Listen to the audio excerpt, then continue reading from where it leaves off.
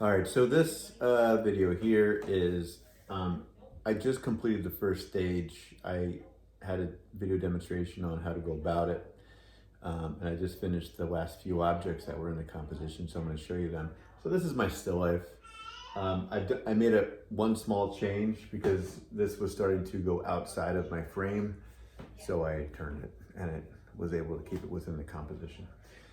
This object here may make it in, it may not. I'm going to include it if I need to activate the space on the lower end of my composition.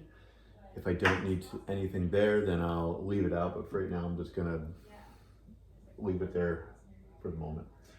These little elements here, I call them accessories. I don't have to put them in yet. That's at the very end.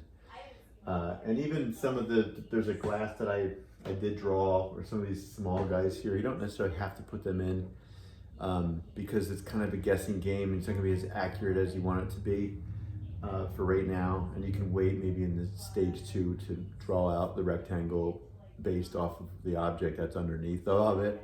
But I still drew it out here just to kind of show you what I have at this moment. So I'm going to angle this in this direction here and try to zoom in a little bit if I can. Without the camera. All right, sorry about that. So in this stage, you can kind of see everything is just rectangles. So what I'm gonna do is I'm gonna photograph this outside so you don't see the shadow of my head right here. But everything is rectangles. I'm using a light pencil. In this case, I use an HB, but I want you to use like a 2H. Don't press hard into the paper. Just allow the graphite to make the mark that it makes. If you press hard in the paper, it's going to create an imprint. But what I want you to do also is to label each one of these. If you were to zoom in, you can see this says tissue box, this says water pitcher, wooden spoon, and you can kind of see in my still life those objects exist. And I'm labeling them so when I do come back to it, I don't forget what's what, especially if you step away from it for a few days.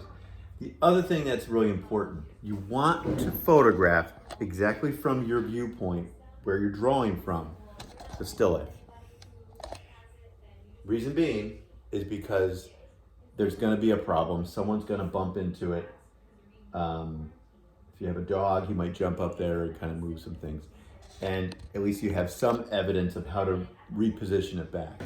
The nice thing is, because you have this set, this helps you kind of reposition things back, but a photograph will as well. So try to get the frame of the photograph the same as here, even though they're going to be a little bit different because the photograph itself kind of distorts things.